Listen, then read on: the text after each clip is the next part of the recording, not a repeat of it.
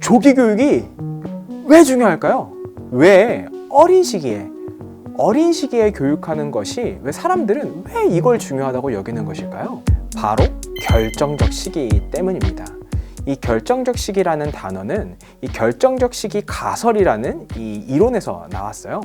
보통 이 발달 중에서도 이 언어 습득은 이 결정적 시기가 있다는 가설인데요. 보통 이 언어학 쪽이나 심리학 쪽, 보통 이제 교육학 쪽에서 주로 이야기를 합니다.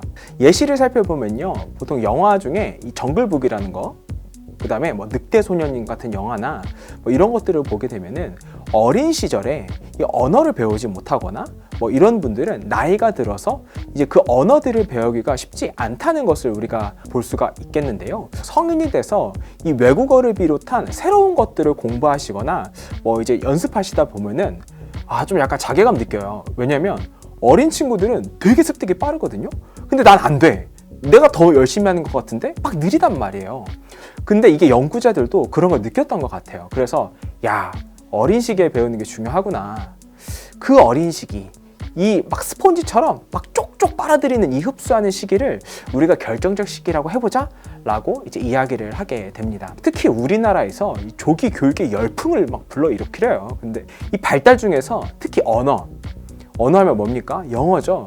이 영어를 위해서 영어 유치원이라든지 막 어렸을 때 영어를 가르치는 것, 이런 것들이 유행을 하게 됩니다. 보통 일반적으로 연령에 따라서 이렇게 발달이 급격히 이루어지다가요, 어느 정도의 연령이 되면 평이해집니다. 그렇잖아요. 좀 나이가 들면은 발달이 평이해지죠. 그리고 좀 나이가 들면은 이 발달이, 이 곡선이 좀 떨어지기도 해요. 그러니까 이런 결정적 시기 성장 곡선을 보면요, 조기 교육을 적절하게 활용하면 긍정적 효과가 분명히 있어요. 근데 이게 남들보다 이게 더 우수하게 하기 위해서 이루어지는 조기 교육 있지 않습니까? 이건 부작용이 있습니다. 이 연령이 증가됨에 따라서 평균적으로 이렇게 발달하지 않습니까?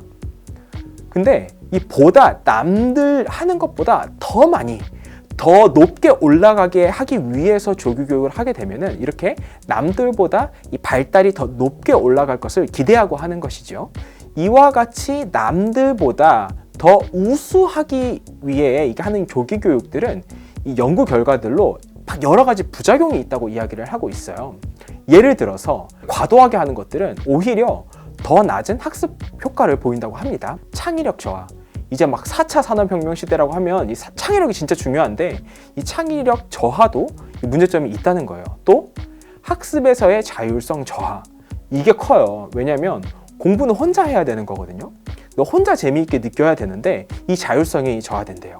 그리고 문제 해결 능력도 저하되고 또 이제 스트레스도 생기게 되고 주의 집중력도 저하가 된다.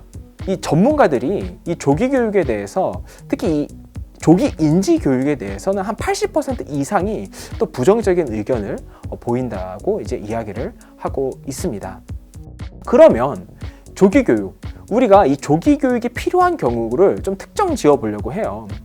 보통 우리가 이 조기 교육이 필요하다고 할 수 있는 경우는요, 이 특정 발달 영역이 평균 발달 곡선보다 더딘 경우라고 할 수 있겠습니다. 이처럼 더딘 발달 곡선을 보이는 사례는요, 보통 이 발달의 지연을 보이는 역류아라든지 또는 우리가 자폐 스펙트럼 장애라든지 직접 장애라든지 보통 이런 발달 장애 아동의 사례에서 이런 더딘 그 곡선을 찾아볼 수가 있습니다. 이 모든 발달 지연을 보이는 역류아나 이 발달 장애인들이 이 완만한 발달 곡선을 보이지는 않아요. 근데 이 경우에 따라서 일반적인 발달 곡선보다 더딘 발달 곡선을 보일 수 있다는 거예요. 그렇다면 이렇게 완만한 발달 곡선을 보이는 사람들에게 우리가 어떻게 도움을 줄 수 있을까요? 바로 꺾어버려야 됩니다. 뭘 꺾냐고요?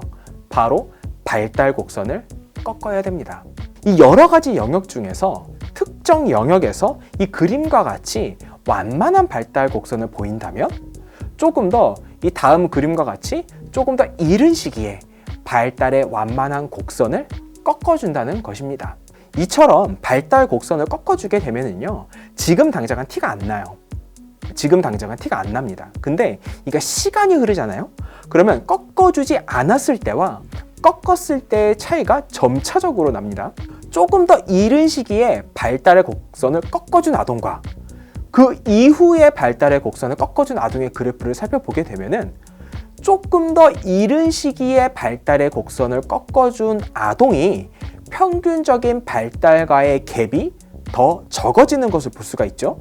이렇듯 조기 교육은요, 조금 더 이른 시기에 이와 같이 발달의 곡선을 꺾어주는 것, 그래서 조금 더 평균으로 갈 수 있도록 도와주는 것이라고 할 수 있겠습니다. 그 꺾어주는 방법은 바로 그 아동의 발달에 맞는 적절한 교육입니다. 좀 애매하죠? 근데 이 보통 어떠한 형태의 교육이든지 이 아동에게는요, 대부분의 사례는 효과적으로 아동이 발달을 하게 돼요. 그러니까 어떤 교육이든지 교육을 하게 되면 애들은 조금 더 발달에 도움이 된다라고 할 수 있어요. 그렇다면 보통 이제 전문가라든지 또는 뭐 치료사라든지 뭐 교사라든지 부모라면은 실제로 우리가 하고 있는 교육이나 이 치료를 통해서 실질적인 그 그래프가 변화하고 있는가? 그 그래프가 꺾였는가를 늘 지속적으로 탐색하는 것이 중요하다는 겁니다. 왜냐하면 이 결정적 시기에 가장 효과적이고 가장 질적으로 높은 교육을 제공해야 되기 때문이죠.